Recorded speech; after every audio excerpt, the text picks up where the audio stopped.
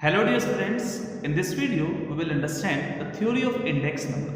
So let us start. An index number is a statistical measure which shows changes in a variable with respect to time, geographic location or other characteristics.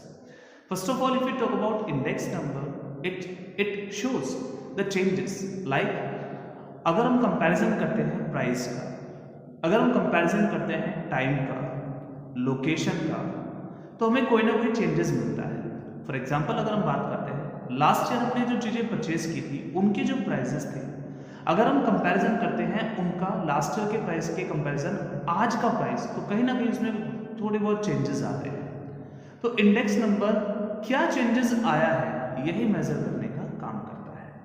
Now let us talk about the features and characteristics of index number. First, measures of relative changes.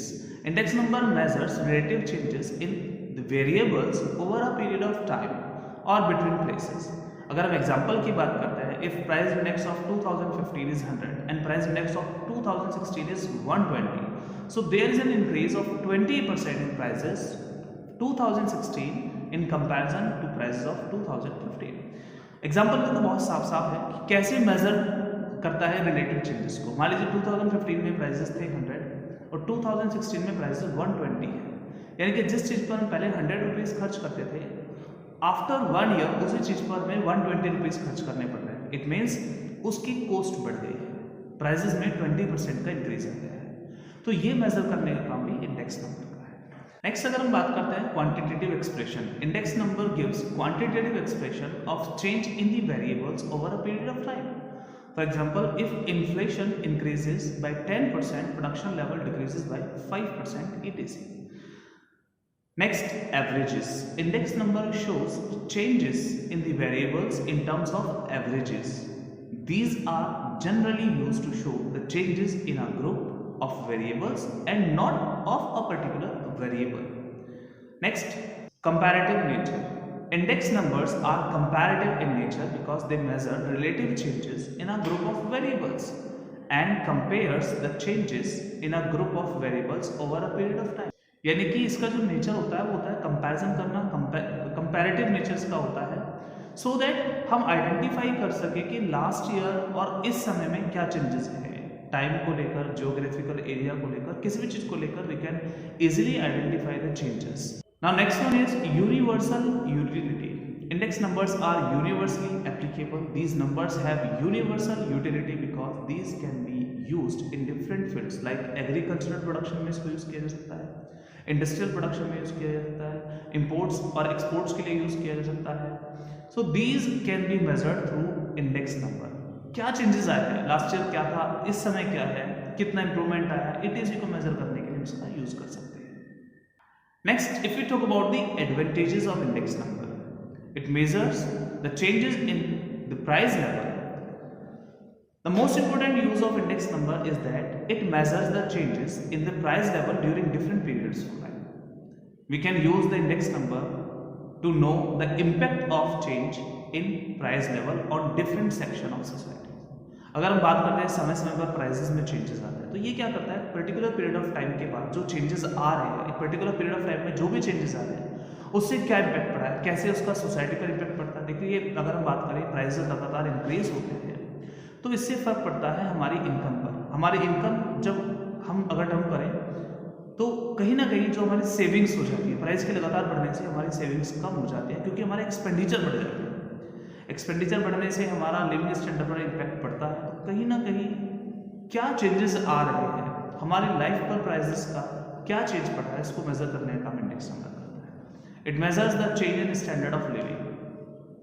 Index number measures the change in a standard of living by indicating the change in real income.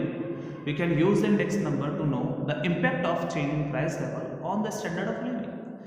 मान लीजिए a person is earning 20,000 per month and he is making an expenditure of 18,000 per month. Now he is having a saving of 2,000 which is also known as real income which is saved. अब होता क्या है कि prices बढ़ जाते हैं, उसके expenditure 20,000 हो जाते हैं. नाउ रियल जो इनकम है उसकी वो क्या हो रही है, वो घट रही है, चेंजेस आ रहे हैं. तो क्या इम्पैक्ट पड़ा हमारी लाइफ पर प्राइसेस चेंज होने का, ये सब इंडेक्स नंबर हमें बताता है. Now next, it is useful to business community. Index number is very useful to the business communities, to guide the business communities to make necessary adjustment in the salaries of workers. We can use the index number to know the impact of change in salaries on the living standard of workers. अगर हम simple word में बात करें तो कहा जाता है कि इंडेक्स नंबर ये आइडेंटिफाई करता है कि जैसे जैसे वर्कर्स की सैलरी इंप्रूव हो रही है उनके लिविंग स्टैंडर्ड में क्या चेंजेस आ रहे हैं, तो यहाँ पर भी कंपैरिजन होता है। नेक्स्ट है, it provides information regarding production. Index number also provides the information regarding production so that agricultural and industrial policies can be formed. We can use index number to know the level of agricultural and industrial production in the economy. Now अगर हम बात करें, हमने कोई policy बनाई है, उस policy से क्या इम्पैक्ट आए हैं, क्या चेंजेस आए हैं प्रोडक्शन में, क्या वो पॉलिसीज हमारे प्रोडक्शन के लिए सही हैं, ये सब कुछ आइडेंटिफाई करने में इंडेक्स नंबर हमें सपोर्ट करता है, help. It provides information regarding foreign trade.